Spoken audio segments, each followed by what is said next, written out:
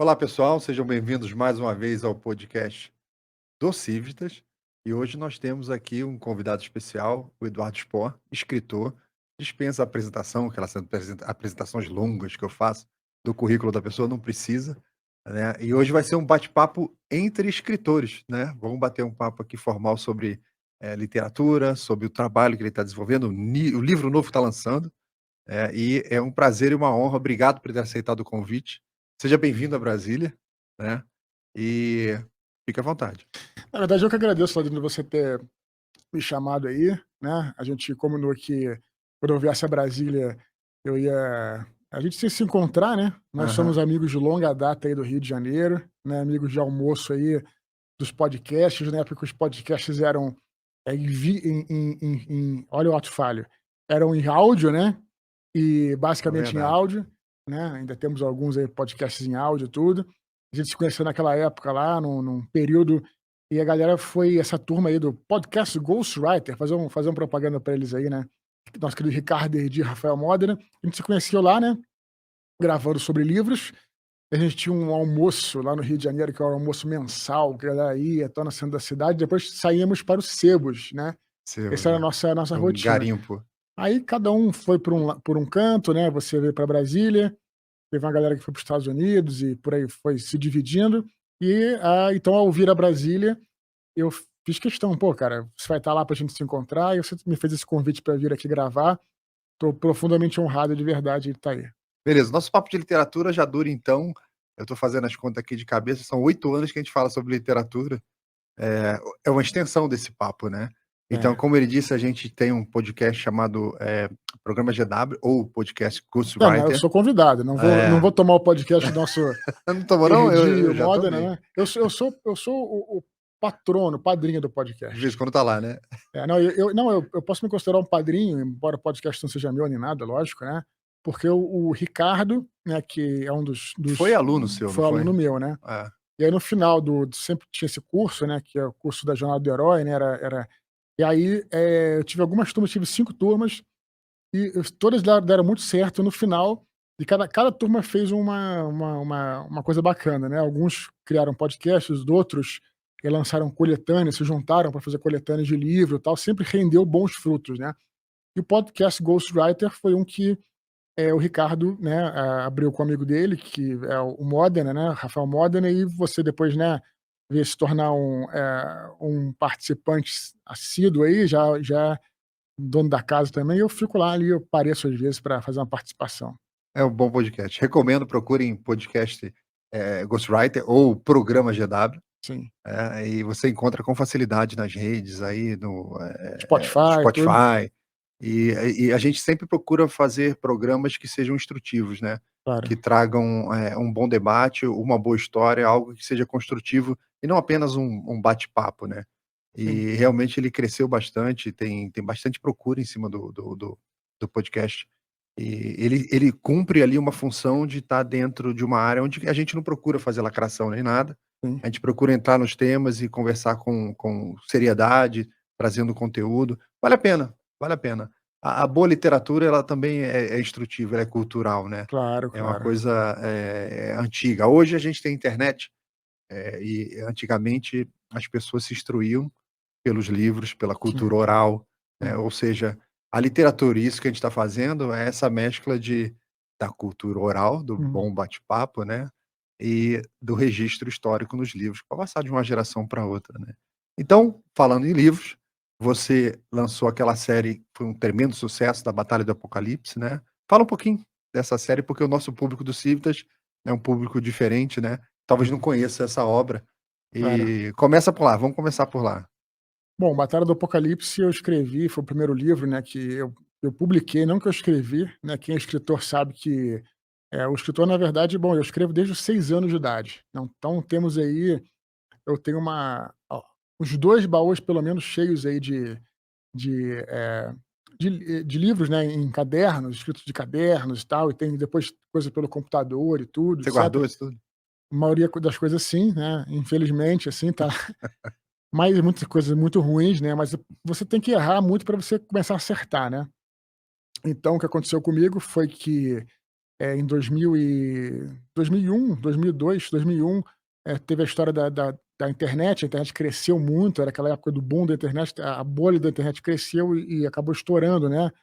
E aí muita gente que trabalhava com tecnologia, eu era jornalista da parte de tecnologia, ficamos todos desempregados e eu falei: "Olha, esse é o momento certo para escrever meu livro", né, que um livro que eu vinha tentando escrever já há muito tempo, né, trazendo experiências que vinham desde os livros anteriores, até coisa até Mas o seu dia a dia do trabalho não te deixava parar para escrever, sim, que é um eu problema sempre de muito escrevi, escritor, né, que eu fala: sempre "Tenho escre uma ideia, mas eu não sempre consigo eu sempre materializar". escrevi, na verdade, mas, eu estava juntando ideias ali para escrever uma grande obra, que eu consideraria que seria uma grande obra, né. E acabei, juntando várias coisas que a gente jogava nas mesas de RPG, com todas as referências que eu trazia, da mitologia hebraico-cristã, que eu sempre fui muito, eu fui criado num colégio católico, né, na verdade, e aí misturando ali com os quadrinhos da Vertigo da época, né, o Preacher, né, Hellblazer, coisa que a gente gostava muito, enfim, aí depois eu posso até falar, enfim, entrar nesse ponto. E aí, em 2002, eu fiquei desempregado, eu resolvi que eu escrever, eu não consegui emprego, foi uma época muito difícil de conseguir emprego, né, 2002, acho que era a época da famosa crise russa, não sei se vocês vão lembrar ainda, posso estar Lembro. viajando aí. E aí, aí eu falei: "Olha, já que eu não consigo emprego, eu vou conseguir um emprego, eu vou me produzir um emprego, que é escrever meu livro". Então, eu tirei ali como se fosse uma rotina de trabalho dentro de casa, né, no começo eu até me arrumava, botava uma camisa e tal, não botava sapato, mas ia lá, pra escrever, né, Mas isso é importante. e começava a escrever e tal. Antes disso, na verdade, antes de começar a escrever, eu fiz um curso, né, de roteiro lá com o José Louzeiro, um escritor dos Ah, anos Luzeiro. 70, É. né, aí produzi lá um roteiro de cinema, Foi ele que escreveu A Gangue do Beijo? Gangue do Beijo, ele coescreveu o famoso Pichote, Passageiro da Agonia, o Lembro. roteiro. Ele escreveu um livro que depois virou também filme do Babenco, que foi o Lúcio Flávio, Passageiro da Agonia. Aliás, também uma história excelente de como é que ele, enfim, aí depois eu falo, isso não sai do escopo aqui. Enfim, fiz um curso com ele, escrevi um roteiro de cinema, mas não era grande coisa, mas que seria Batalha do Apocalipse. E aí depois, acabou no curso dele, peguei esse roteiro e resolvi escrever um romance, né. Aí escrevi a Batalha do Apocalipse e tudo, tentei mandar para todas as editoras, não consegui. Aí fiz uns exemplares por conta própria, eh, e aí ganhei um concurso da gráfica, né, acabei ganhando 100 exemplares e lançamos na época pelo site Jovem Nerd, o blog Jovem Nerd estava começando a abrir Que ano a era isso sua já? 2007. Tá. 2007 eles abriram a Nerd Store, que era uma Então loja. você começou a escrever em 2002 começou a escrita. 2002 acabei em 2000 não, 2002 fiz o curso, 2013 ou 2005 escrevi o livro, Tá. né. E aí 2 anos aí parar 2 anos, né, sem conseguir publicar. 2007 a gente lançou esse livro, esses 100 livros que eu tinha ganhado lá no concurso pra, pela fisicamente, mas vendendo pela loja online Do deles, né. blog, é. E foi um sucesso, vendeu tudo muito rápido, a gente pegou essa grana que a gente não tinha tido nenhum custo, né. Eu tinha ganhado esses 70 exemplares, na verdade, pegamos essa grana, fizemos mais 500. Então tivemos um case aí de lançamento independente de 570 livros, que eram muita coisa pra época, né. Sim. Aí eu achei que eu fosse ter um grande case, né. Então mandei pra editora com episódio do podcast, tudo era podcast em áudio, né, e tudo, mas nada também. Eu lembro que eles chegaram a fazer uma gravação especial do podcast Também, tinha com tudo. leitura de parte do livro, Isso, ou seja, audiodrama. essa parte de divulgação foi espetacular. O nosso público na época, o público nerd, foi um sucesso. Mas aí o objetivo era levar isso às editoras, né. E mesmo assim as editoras não quiseram, né, a princípio e tal, então a gente passou esse tempo, 2007, 2009, também mandando, os material sem ser atendido e tal, né, se recusando sempre, né.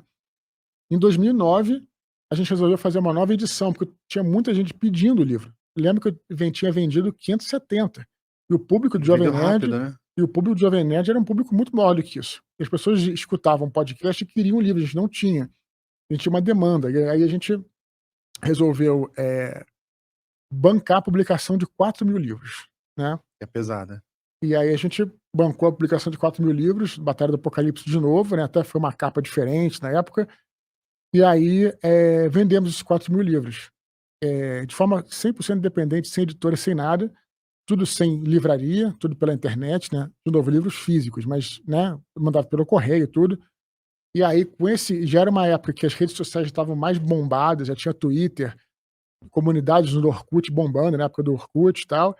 E aí a minha editora, né, ela era o namorado da filha, né, comentou sobre o livro com essa minha editora, né, A Raíssa. a Raíssa Castro, que ela tinha uma editora pequena chamada Verus.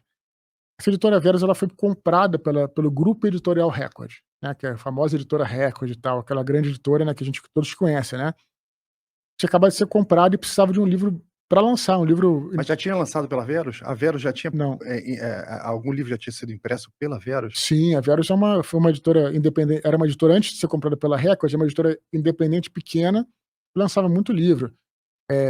Então teve aquele momento de que, ok, lançamos 4.000 no Jovem Nerd, vendemos tudo, Isso. apareceu a Verus, a Raíssa e tal, aí começou a publicar pela Verus. Começou a publicar pela Verus/Record, né, porque a Não, mas Verus. ainda não era, eu digo antes da Não, não, compra, não, antes não, da não, não, não. aquisição. Não, o Batalha do Apocalipse foi o primeiro sucesso da Verus dentro do Grupo Editorial Record. Ah, então quando É, imprimiu o primeiro livro, já era Record. já era Record. Então Isso, nessa transição, isso. você foi comprado junto com o selo, né?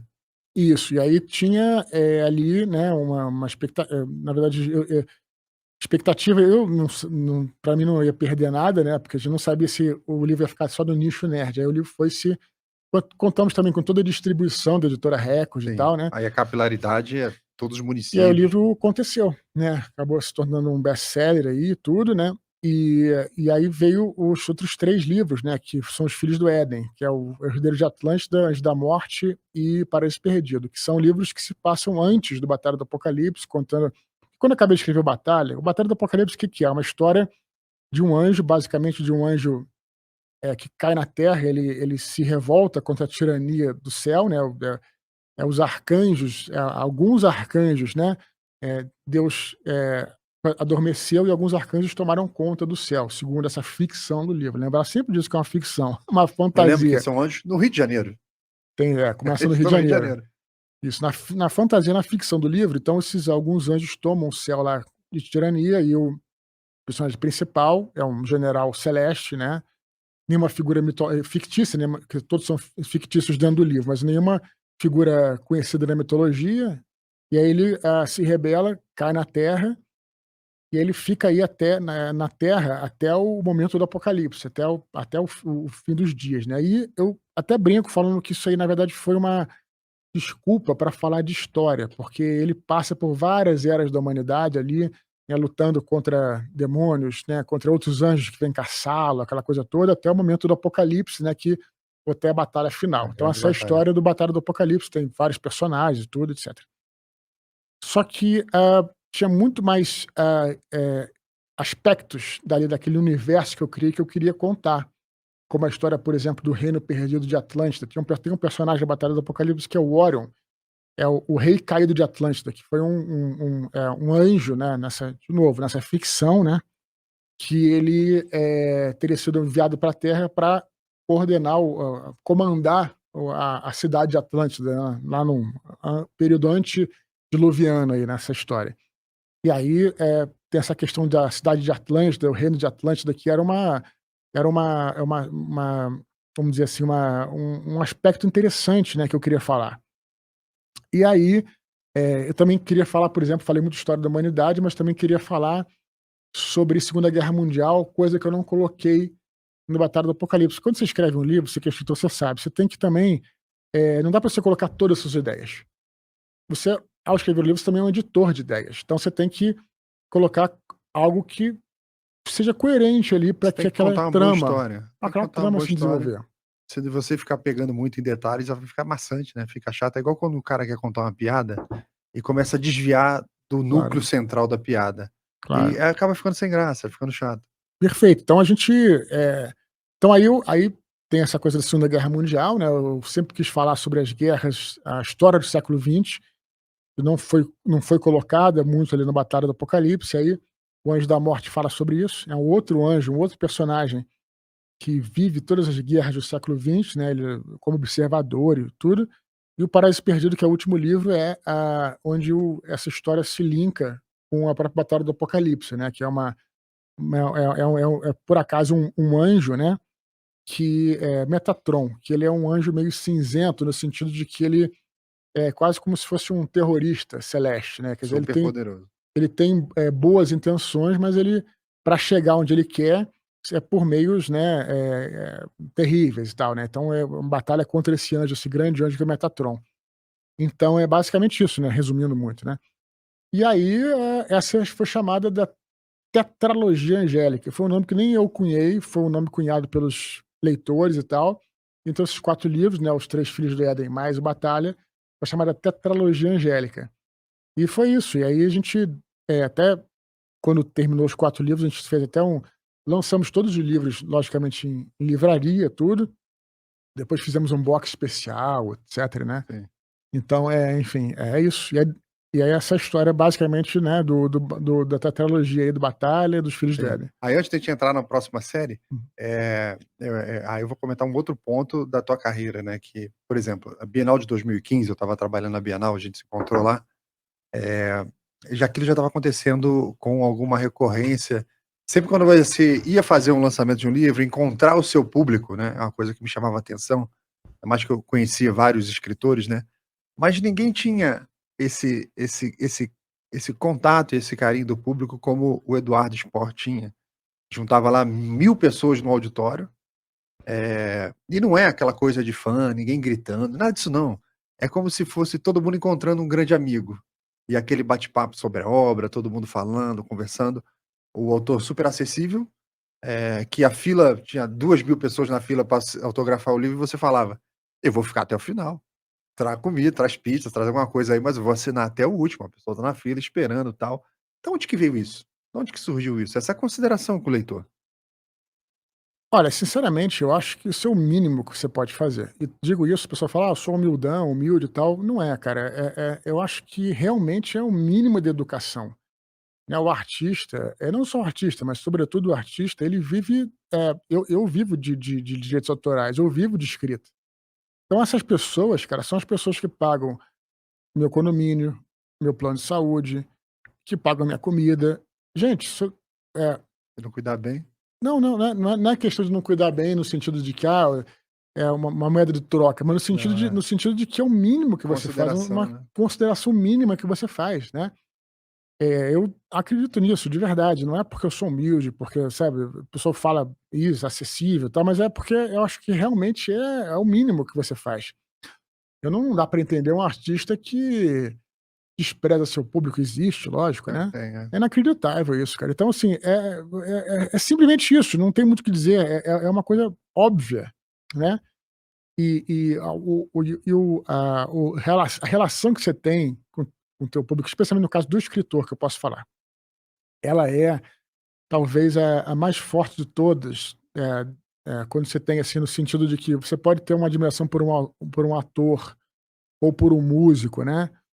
Mas o que acontece? O escritor, a literatura é algo muito sui generis e muito especial, no sentido de que, claro, tirando a edição, o seu texto passa por edição, obviamente, mas basicamente você está falando diretamente com a pessoa. Olha eu abusando dos advérbios aí.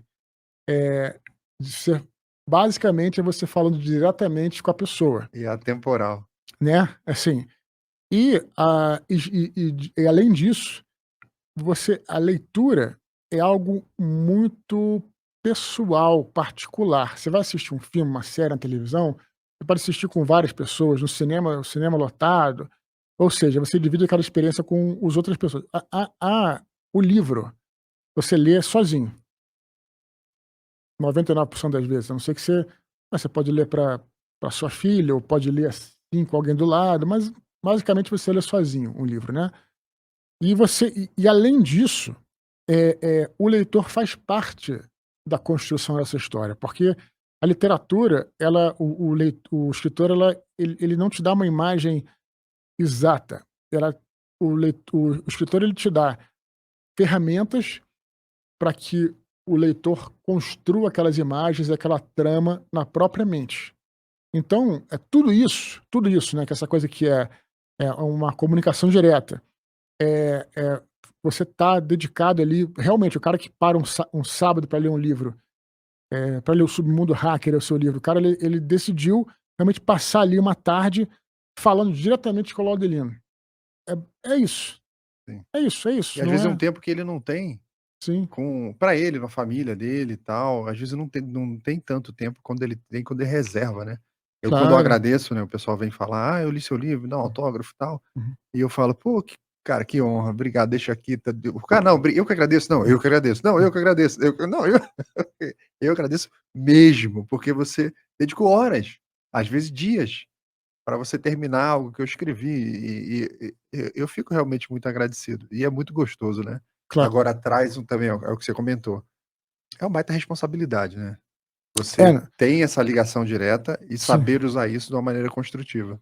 sim. Aí você tem o pessoal fala muito comigo também, né, "Não pare de escrever", eu falo: "Não pare de ler". Essa é a Fundamental. relação que acontece. Então, bom, então assim, e aí isso leva, né, a pessoa realmente, quando ela encontra o autor, ela enxerga nele o único conduíte para aquelas emoções que ela também construiu quando ela leu o livro.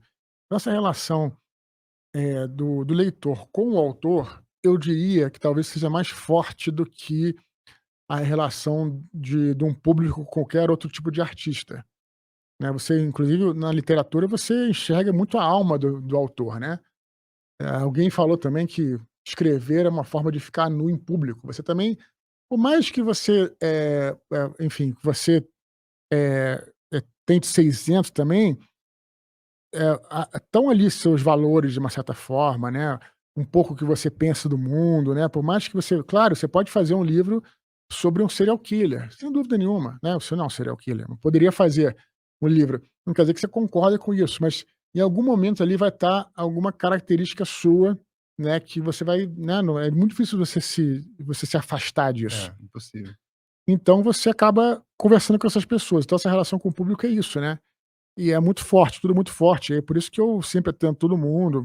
Imagina, o cara vem de outra cidade, e aí você vai embora sem falar com ele, cara, isso não e nem essa coisa assim, tipo: "Ah, o cara vou ficar sem dinheiro, o cara nunca mais vai ler o meu livro". Isso também existe, assim, de você sentir, né, mas é muito mais do que isso, né.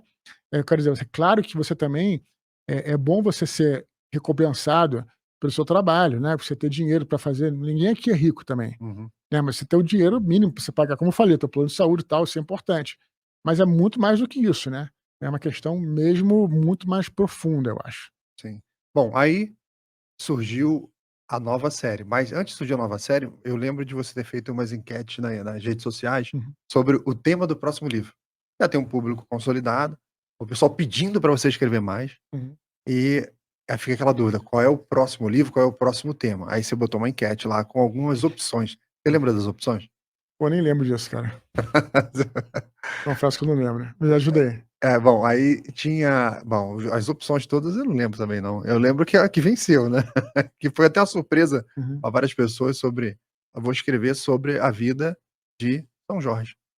aham. Aí a pessoa: "Caramba, mas como assim São Jorge? Uhum. Então como é que surgiu essa ideia?" Na verdade, surgiu primeiro com uma ideia de escrever um romance histórico, né, eu chamaria talvez mais de ficção histórica, assim, né.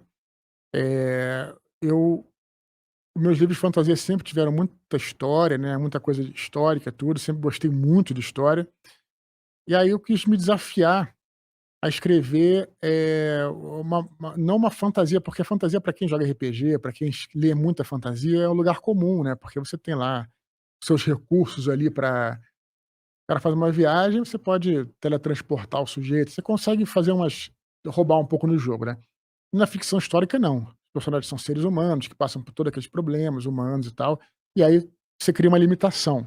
Então eu queria criar essa limitação, né, pra eu trabalhar, e aí eu encontrei na ficção histórica uma coisa bacana, um passo que também não seria um passo tão distante, né, eu gostaria de escrever sobre uma ficção histórica, E aí fui procurar, você tem que procurar uma época específica, né, você está falando de uma ficção histórica, aí eu acabei optando pelo Império Romano, que é um período, assim, que eu estudei um dos mais que eu mais estudei, por conta própria na vida. Sempre fui fascinado por Império Romano, pela civilização romana, na verdade, república também, né, que na Império tem a época da monarquia, tudo, sempre fui muito fascinado.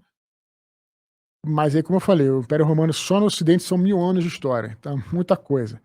E aí tive que fechar num período, né, aí acabei fechando na decadência do Império Romano, achei uma época incrível de se falar, e aí eu precisava de um personagem. Então quando eu fui estudar sobre a decadência do Império Romano, eu encontrei aí nesse episódio, que é a grande perseguição dos cristãos de 303, foi a última perseguição que os cristãos sofreram no Império Romano, né, e aí encontrei os santos, né, que foram martirizados ali, e o mais, para mim, o mais impressionante é o São Jorge, né, porque primeiro que ele é um santo militar, havia outros santos militares, mas ele era por que ele é tão importante? Porque ele era um guarda, um é capitão, o outro servia não sei aonde e tal, mas o São Jorge ele ainda tem, obrigado, pode deixar. Eu te peço aí.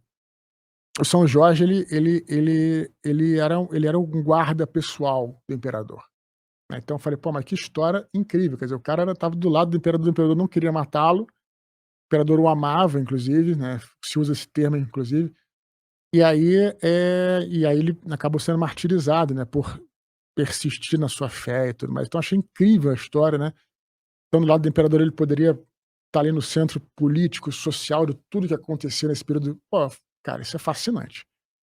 Aí comecei a escrever o roteiro e vi que não conseguiria escrever um livro só, e acabei dividindo em 3 contra a minha vontade, mas foi o único jeito. Se fosse fazer um livro único, eu não teria Ia lançado ficar nem o muito grande, primeiro hoje né. em dia, não teria lançado nem o primeiro hoje em dia, pensa quando eu vou Ainda escrever o estaria terceiro. escrevendo, né.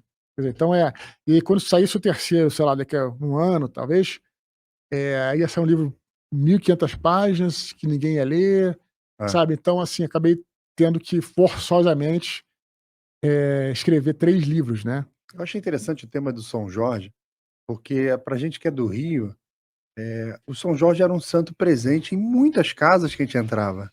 Você Sim. tinha aquela imagenzinha de São Jorge, assim, perto da porta, com uma Uhum. luzinha vermelha acesa.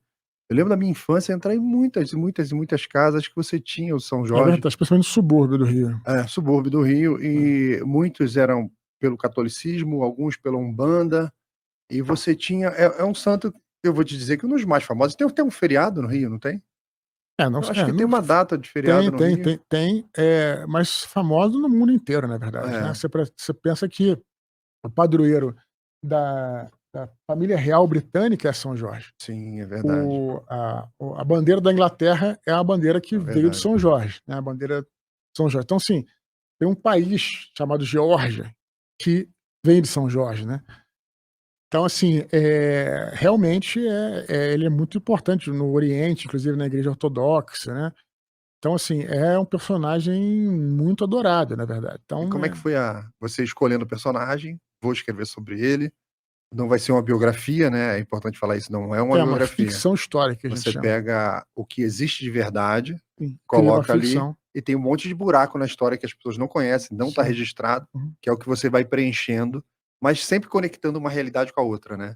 A ficção entra justamente no É um cimento. como é um romance, né, você não sabe exatamente o que que esses personagens históricos ou fictícios, pegar, por exemplo, o imperador. Você sabe as coisas que ele fez, mas como é que ele decidiu, com quem ele falou, né, o que que ele pensava, tudo isso aí é a ficção que determina, né, quer dizer, Sim. isso aí é a lacuna que a ficção cobre, na verdade. Vai preenchendo como se É, fosse tijolos, sim, aí você que os acaba tijolos existem, a história são tijolos, e isso, você traz o concreto ali, o cimento, para ir isso. conectando esses tijolinhos. Aí você acaba, eh, contando uma história de uma maneira emocional, porque o romance é isso, né, a ficção, na realidade, o grande lance dela é você trazer a emoção, o sentimento, né, a literatura é isso, literatura você tem que imprimir algum tipo de sentimento através dos personagens, né, o personagem é algo central na literatura, Sim. né, não existe literatura sem personagem. Então, assim, aí você trazer a emoção desses caras e você começa muitas vezes você começa a se interessar por aquele tema, ou lembrar daquele episódio, porque você sente o que o personagem estava sentindo, né, você é jogado lá dentro daquela É, realidade. Então isso aí é isso. aquela situação acontecendo, É, a pessoa dentro da situação, como ela reagiria, esse outro personagem que estava presente também, não tem nada disso registrado, mas você sabe que aquilo aconteceu e você tem que isso. imaginar como que foi a situação. Mas aí voltando ao assunto da pesquisa histórica, determinou qual era o personagem, aí você vai começar a pesquisa. Sim. Como é que foi essa pesquisa? É uma descoberta, agora eu vou descobrir tudo desse cara. É, bom, em termos de Império Romano, é algo coisa que eu já conhecia um pouco, porque como eu falei, foi o período que eu mais estudei de forma, autodidata, né, Voluntária. voluntária, isso. Esse meu fascínio por Império Romano começou aos 8 anos, quando eu fui lá em Pompeia, na Itália, né, fui conhecer lá o sítio arqueológico de É Pompeia, impactante. muito impactante, e aí comecei a estudar muito sobre o Império Romano. Bom, aí para fazer o livro, claro que eu tinha que estudar mais sobre aquele fechar naquele período, estudar um pouco mais sobre aquela situação e tudo. Primeiro você estuda em livros, né, logicamente. Eh, Você pode usar a internet para um artigo que te dá uma ideia aproximada, não dá para confiar muito, mas é um ponto de partida, às vezes um artigo da internet, você não confia no que está escrito, nunca se pode confiar, mas você tem uma visão geral e ali geralmente estão as dicas de biografia, né, de bibliografia, perdão. De livro, né, aí você vai partir para os livros, você tem que estudar livros inteiros, ler livros inteiros, não dá para ler só um pedaço. Então, vários livros que eu li, gostaria de só ressaltar 3 aqui, dentre esses que talvez sejam os mais importantes. O primeiro livro que é obrigatório é Declínio e Queda do Império Romano, que é do Edward Gibbon, né, foi Gibbon. os primeiros livros sobre o Império Romano, um clássico, né, que dá para ler, galera, dá para ler, é um clássico, mas dá para ler, bem escrito demais, embora tenha sido escrito no século XVIII. Foi bem naquela época que descobriram Pompeia, desenterraram Pompeia, né. Então teve todo um frisson aí em volta desse período histórico e tal. Então Edward Gibbon, surpreendentemente preciso para a época, claro que tem suas inconsistências e tudo. E aí para você, eh, tapar essas inconsistências, você lê Mary Beard. Mary Beard é hoje a maior especialista do Império Romano que existe, né, viva inclusive, uma senhora britânica e tal. Bom, tem vários, mas recomendaria tem um no Brasil que dá uma ideia geral, que é SPQR, né, que é Senado, Povo e o Povo de Roma, né, era a sigla, né, da cidade de Sim, Roma, né.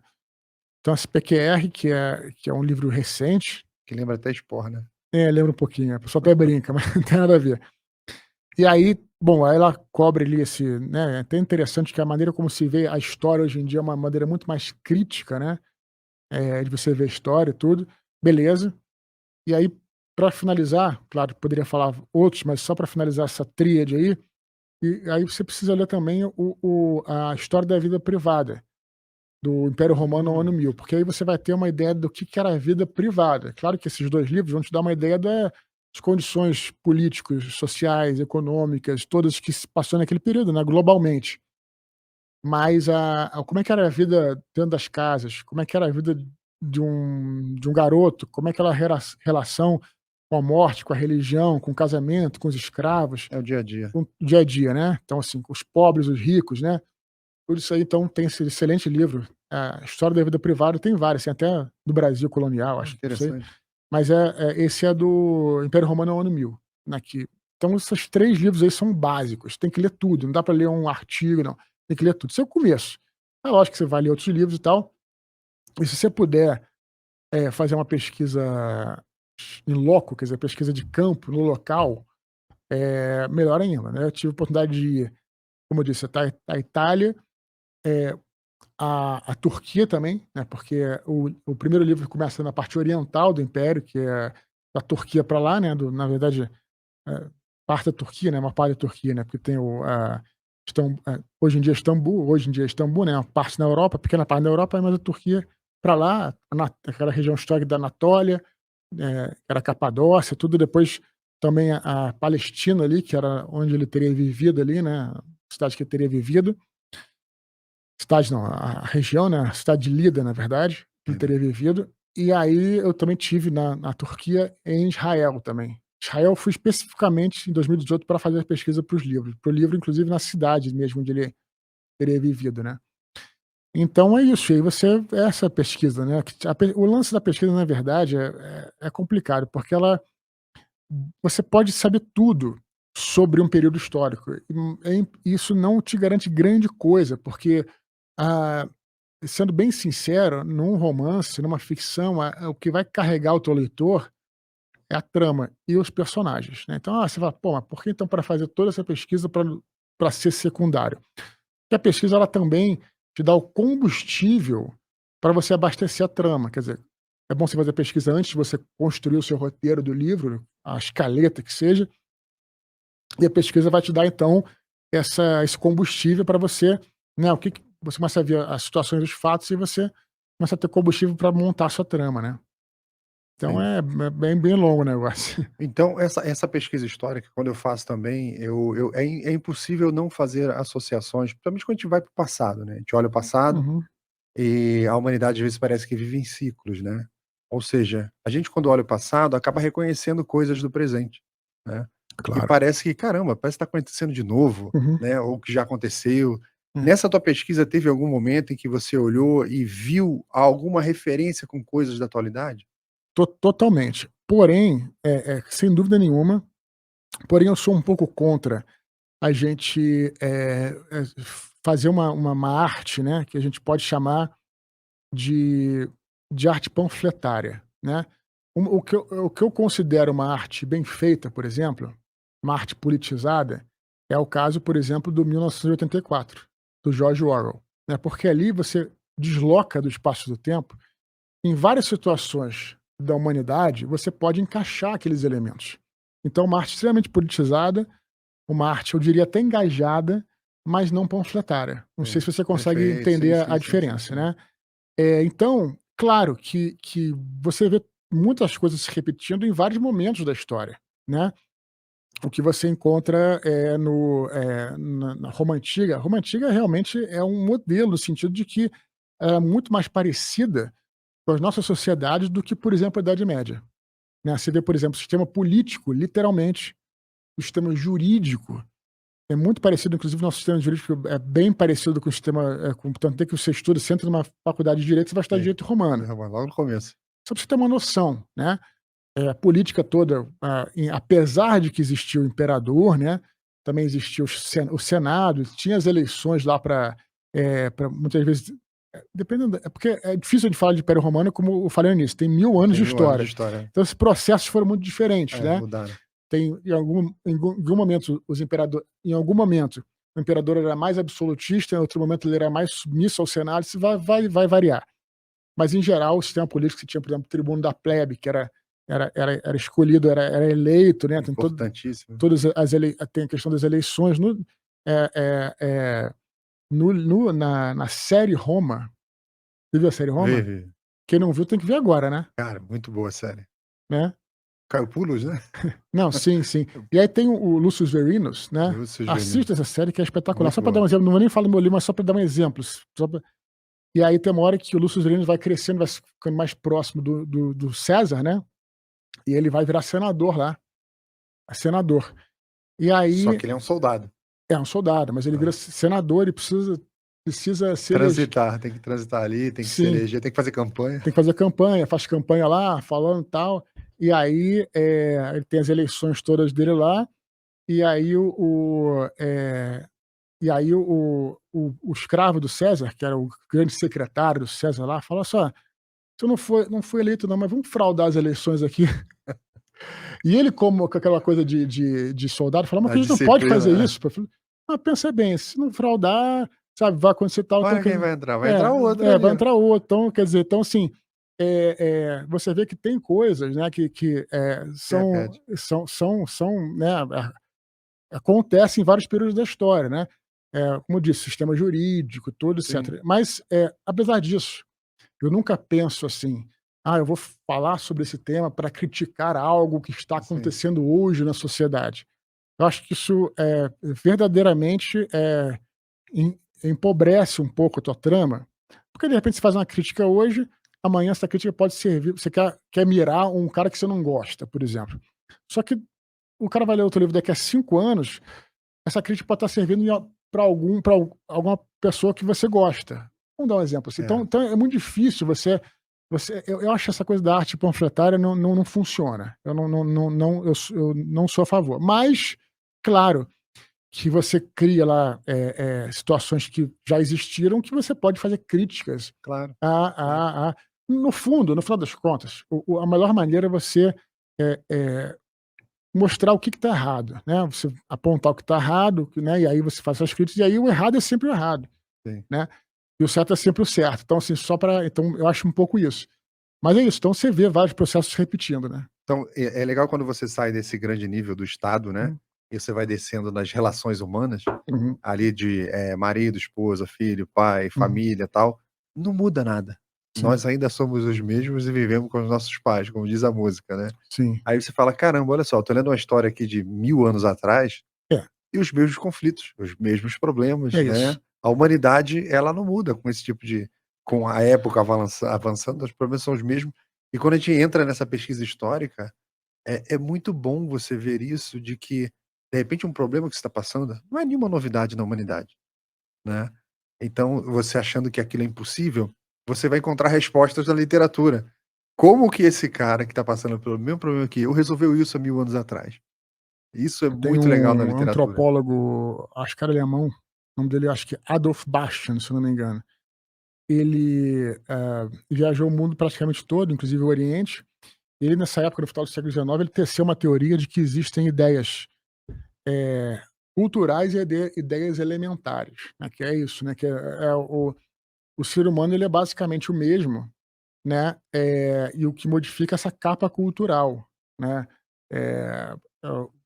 que existe em volta da coisa, né. A capa cultural, muitas vezes, ela vai realmente te impelir a fazer coisas que às vezes são contra a sua natureza, né, mas a sua natureza vai ser sempre a mesma, tanto é que depois um dos grandes um dos grandes, caras que estudavam Bastian, que foi o Joseph Campbell, teceu a teoria do monomito, quer dizer, um mito único para a humanidade. O Campbell ele pegou várias histórias mitológicas, várias histórias mitológicas ao longo do mundo e viu que havia um padrão, É uma jornada aqui. a jornada do herói. Por que havia o padrão?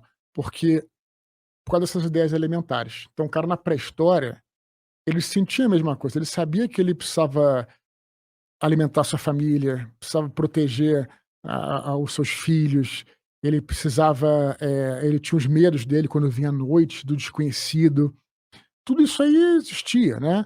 Eh, e claro, né, a cultura te faz, assim, às vezes, ficar mais, pensar um pouco diferente, mas no fundo, né, nós somos todos existe um núcleo humano ali, que é o mesmo em toda parte do mundo e o que nos torna humanos, parecidos, etcétera. Então, temos os mesmos sentimentos, né, amor, ódio, todos nós sentimos ódio, a gente inveja, essas coisas ruins também, que a gente tenta também reprimir, nós podemos sentir, né, a questão também é o que a gente faz com isso, mas o sentimento você tem. Eh Temos, impulsos de coragem, né, de companheirismo, tudo isso aí existe, sempre vai existir. Então essa é a grande questão, que tem que é da coisa, né, então você vendo ali essas questões primordiais, você cria uma boa ficção, né, porque você sabe, né, que o herói, mesmo na Roma antiga, ele vai, ao entrar numa nova jornada, ele vai sentir aquele receio que você sente ao entrar ou ao chegar numa escola nova, É, um emprego ou um novo. emprego novo, ou se deparar com uma nova situação. Então, você trabalhando esses sentimentos, você acerta no alvo. Perfeito. E, bom, fez a pesquisa histórica, surgiu o primeiro livro da série Uhum. São Jorge. O que que conta nesse livro? A primeira parte da vida dele, na verdade, Nascimento, Na verdade, antes, né, eu queria começar antes com os pais, né, porque os pais de São Jorge são muito importantes para a vida dele. Que a imagem que a gente tem de São Jorge, até pela mitologia, pela lenda, é um sujeito que é um combatente do bem, né, ele é um cristão, mas que também ele é um soldado, né. Quer dizer, a parte cristã traz a bondade, né, ele traz a generosidade, né, tudo, né. E, ele também tem a força, as armas para resistir, né, e para se impor. Então essa é a grande imagem do São Jorge. Então, e da onde veio essa imagem? Veio dos pais, né? Segura até uma primeira lenda grega de 600, que é a primeira lenda que tem sobre ele. O pai era um oficial romano, um cavaleiro romano, e a mãe é uma jovem cristã. Então, essas duas influências, né?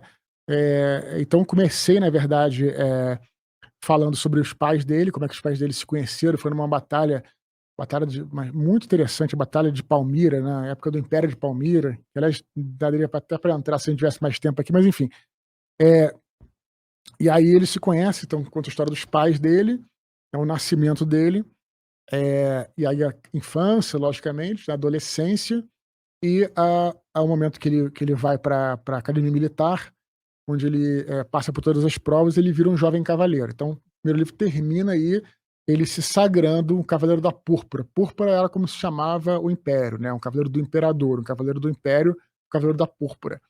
Então, essa jornada do primeiro livro é essa, né? Enfim, uma coisa que não é um spoiler, porque você vê na contracapa, né? Na realidade, no meio dessa jornada, o pai dele morre. Acontece algo com o pai dele, o pai dele morre e ele é obrigado, então, a fugir das terras dele e ir até a capital de Roma, que não era Roma, na época, é outra história, que era no leste. O imperador mudou a capital para Nicomédia, no leste, e aí ele pede ajuda do imperador porque o pai dele, que havia sido morto, havia lutado com o imperador quando jovem, então ele pede essa ajuda. Então, basicamente, isso é a história do primeiro livro. Primeiro livro. Isso. Só que agora você está lançando o segundo. Segundo, então, continua, né, de onde parou, né, que aí a história dele já no início da vida adulta, né, lembrando que a vida adulta começava ali com 18 anos, né, então ele termina ali a academia militar, né, ele vai ter a sua primeira missão, então como soldado, né, ele é feito, isso também é parte da lenda, ele é feito tribuno militar era um oficial considerado um oficial, um poder, né, no Império, né, ele é enviado, apesar de jovem, os tribunos militares eram jovens, porém um jovem de uma classe, às vezes, senatorial ou equestre, que também era uma classe de patrícios, né, então ele é enviado justamente para a Germânia, né, que era o norte do Império, que era a chamada fronteira do Reno. Ele para combater as invasões, né, segurar as invasões na época, naquele período ali, naquela região, era uma tribo chamada os francos, né, que depois vieram, o que até é tudo muito, muito irônico, né, assim, quando você vê, porque você vê que, por exemplo, qual é um país supostamente, porque a gente não dá para civilizado, né, um bigodinho e tal, a França, né? Eu penso na França, né, vinhos de qualidade, tudo. Na realidade, os franceses vieram dos francos, claro que muitos anos depois, né? E os francos, no seu nascedor, a tribo franca é uma tribo germânica bárbara, né? Assim, uma tribo violenta, tal. E, claro, violenta no sentido de que era uma tribo bem antiga, né? Enfim, que usava métodos de invasão, toda aquela coisa toda. Então, não que os romanos também não fossem violentos, você tem que aí tem que pensar bem, porque também não dá para, não, romanos crucificavam gente, porra, então também não, então assim, justiça seja feita, né, não dá para também... Quer dizer, ele saiu do calor, foi pro frio para segurar Isso. um outro povo que estava invadindo o Império Romano. É um período que as fronteiras já estavam sendo muito forçadas, né, inclusive havia uma penetração dessas tribos germânicas para o sul, ali que seria o sul, muitas vezes de forma até nem tanto violenta. Por isso que se fala muito hoje de migrações bárbaras, não tanto invasões, porque o que é louco, cara, é você pensar, eu até falei isso até num outro podcast aí, mas é até interessante, né, porque você vê que os germânicos também foram cristianizados.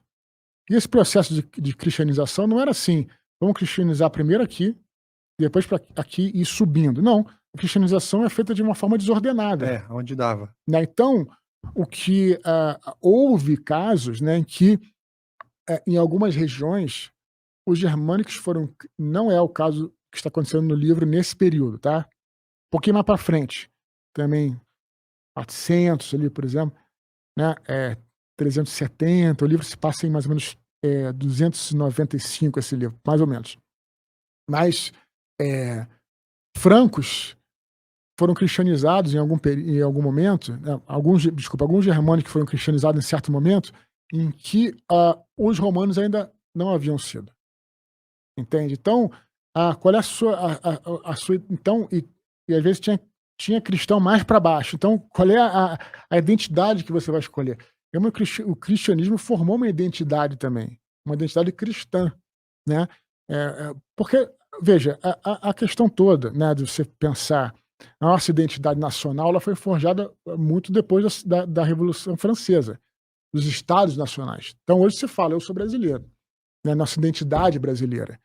Mas antes disso, a questão da identidade a identidade é uma questão antropológica, né, o que que vo O que unia o que povo mundo você pertence, era a língua, né.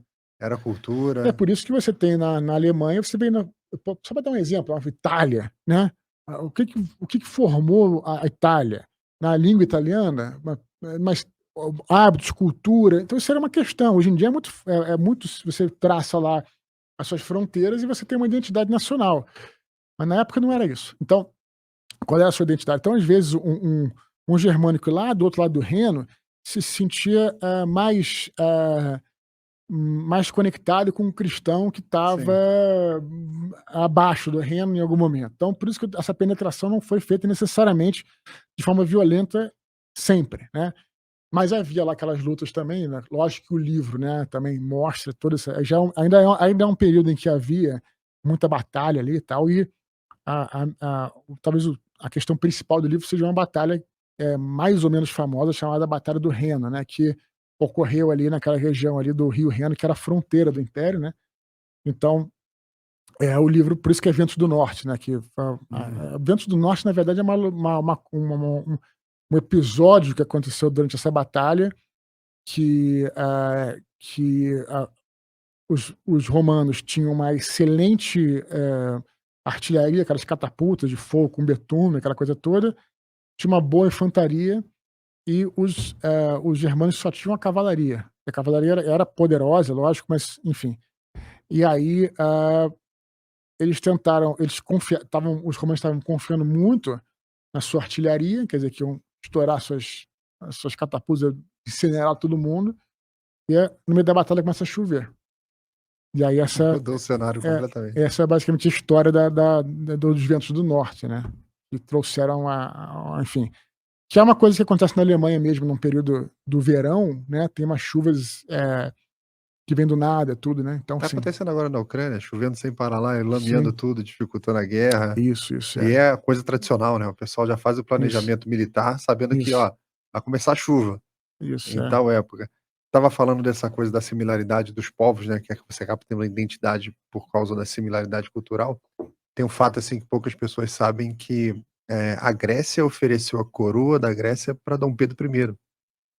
Eles foram em Portugal oferecer, na época, Dom Pedro estava como, o imperador, né, e o que levou os gregos a escolher Dom Pedro foi: eles comem a mesma comida, a gente, reside na mesma faixa de clima, eles também fazem vinho, eles também gostam dessa dieta do Mediterrâneo, e uhum, eles adoram os gregos.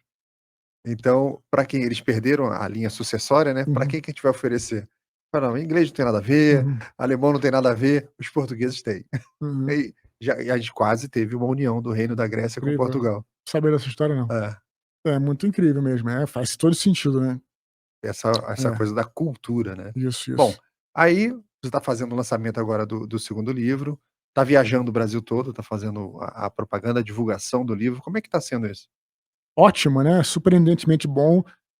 Acho que, teve um período, assim, de 2 anos que as coisas ficaram fechadas e tal, foi péssimo, né. Isso, tem um retorno agora, E toda a a galera tá força. muito sedenta aí por eventos, né, a Bienal de São Paulo de 22, né, foi uma Bienal, que aconteceu uma coisa que nunca aconteceu em nenhuma Bienal, do Brasil, né, eles tiveram que parar de vender ingresso, Parar de vender ingresso. na Eu porta. estava lá. Né.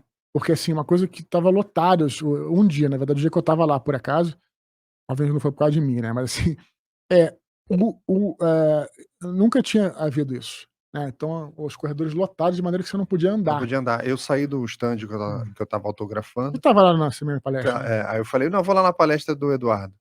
Aí pedi informação da onde que era o local, aí alguém da organização apontou uma direção, eu fui, foi demorado para chegar, cheguei lá, não era o local, a pessoa do local falou: "Não é aqui", aí apontou para onde eu estava. Então, essa minha caminhada de 200 metros ida e volta, eu levei 46 minutos. Sim, Você tem uma ideia do público, né. o público está muito sedento aí por encontrar com as pessoas, sair, né, se relacionar e tudo, né. Ver os Os autores, autores, colocar a mão no livro, essa claro, experiência de você pegar o claro. livro físico, né. Nada vai substituir esse contato físico, né, não tem jeito. A Feira de Franco mesmo, quando começou esse negócio de e-book, se até há alguns 10 anos atrás, "Ah, não vai ter mais a feira, porque podemos fazer online e tudo", cara, nunca acabou a Feira de Frankfurt, porque é uma feira, para quem não sabe, é a maior feira de business, né, É, no mercado literário, mercado, é onde as editorial, né. editoras se encontram Sim. para trocar títulos, né, não é uma feira Sim. para você comprar o Uhum. livro impresso, é para você comprar o Sim, direito de publicar o livro. sim, isso mesmo, é. Então isso aí é tá sendo excelente, né, sendo excelente. Eu lamento de não poder estar em todas as cidades, né, todos os, as capitais, sempre tentando, né, todos os fins de semanas, a partir de final de outubro, né, até o dezembro, tal, desse ano de 2022, eu tô ocupado, tudo, né, mas a gente tá tentando marcar, nem sempre é possível, porque também precisa ter um convite de uma cidade. A gente sempre fala isso, né, que às vezes as pessoas É. ficam: "Ah, você não vem prestigiar minha cidade", não é questão de prestigiar, é questão de claro que claro que eu quero ir em toda a cidade, mas Quem viabiliza é o local, tem né. que eu tenho que ter um apoio, da loja, tem que ter um convite, tem que ter logicamente também um tempo, né, porque, né, eu só posso viajar o fim de semana, porque eu também trabalho escrevendo livros, né, então assim, já engajado tanto na divulgação quanto no terceiro livro, também preciso escrever, então acabo sexta, sábado, domingo, que são os dias que eu posso, Já tudo, está escrevendo o terceiro. já comecei já, devagarzinho, ainda vou tirar férias agora, mas já tenho o roteiro dele pronto, né. Mas é até interessante a tua pergunta, eu vou até desviar para um lado, porque quando eu fiz o roteiro, eu fiz o roteiro de um livro só, como se fosse um livro só, ficou muito grande, e no final das contas foi excelente dividir em 3. Eu não queria fazer, mas foi excelente, porque eu, acabei criando arcos para cada livro. E quando eu criei esses arcos, o que aconteceu foi que, por exemplo, vilões, que eram vilões secundários, que estavam diluídos ali no meio se fosse uma história única, acabaram ganhando muita força. Protagonismo, né. A, a- por exemplo, no segundo livro, um vilão que era um vilão secundário, quando a ideia era fazer um livro só, o segundo livro virou o vilão do livro. Entende? Uhum. Isso foi excelente, excelente. Então tô organizando aí para escrever o terceiro, já comecei um pouquinho, mas ainda vou tirar minhas férias e tal. Não tô com toda a força não, mas claro que eh já tô sempre, a gente fica sempre ligado, né. É, eu acho que a vida tem um pouco disso. O que eu aprendi, a análise de sistemas foi isso. Você tem um grande problema, Uhum. divide ele em pedacinhos e vai Claro. resolvendo aos pedacinhos, porque você foca. Uhum. Se você tem aquele negócio enorme e você não consegue dividir, você não consegue focar, Uhum. né. E como você tem que passar pelo processo histórico, depois do processo histórico você tem o processo da escrita, Uhum. depois você tem o processo da revisão da escrita, releitura da escrita. Tem gente que pensa que a primeira versão está pronta, né.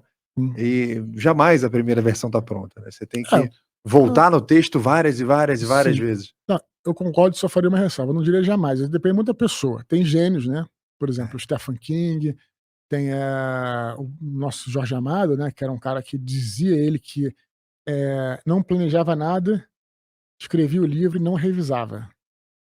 sim. Acredito, é um gênio. Mas lógico que as pessoas, né, os seres humanos normais, assim, fora do Olimpo, né, como nós aqui no Planalto, né, Mozart da vida. nós precisamos, né, realmente a gente vai escrever, eu escrevo um livro e quando termino eu considero que eu tenho um rascunho. Eu acho importante falar, porque tem gente que acha que é fácil Uhum. escrever.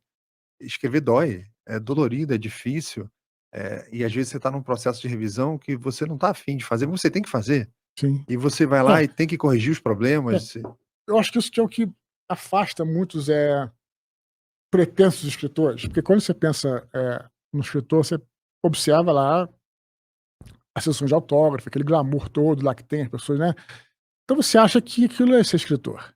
Isso eu diria que é 0,00% do 1% do trabalho do Uhum. escritor.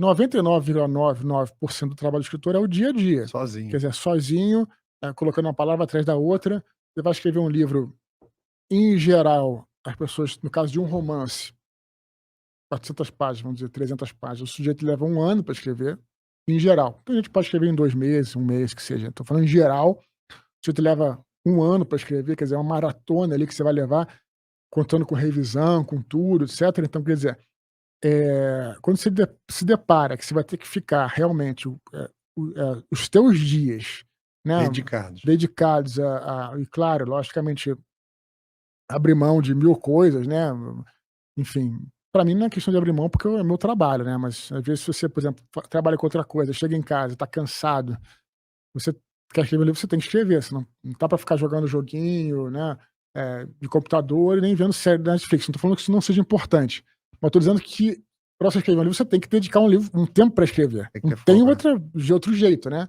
vai ter que, né, abrir mão de alguma coisa para escrever. E às vezes você chega cansado, tudo, no caso de alguém que trabalha no outro emprego, né, no caso. Então é isso, né, toda essa questão aí que não é um glamour todo quanto a galera Claro. pensa, né, é fruto de muito trabalho. Agora me diz uma coisa pra gente terminar, como é que é a sua família, eu digo pai, mãe, esposa, irmão, eh, em volta do escritor Eduardo, como é que é essa vida, a relação deles, eles têm um escritor na família, Uhum. como é que é isso? Cara, eu acho que muito natural, teria que saber com eles, né, tudo muito natural, assim. Como eu disse, né, bom, acredito que devam, eu se fosse um filho meu, eu sentiria orgulho, né, de ver o filho estar bem, acredito que sim. Minha mãe sempre comenta nos meus posts, coisa de mãe, né, claro. Mas enfim, Ela te elogia? sim, direto. Mas mãe é mãe, né, não tem jeito.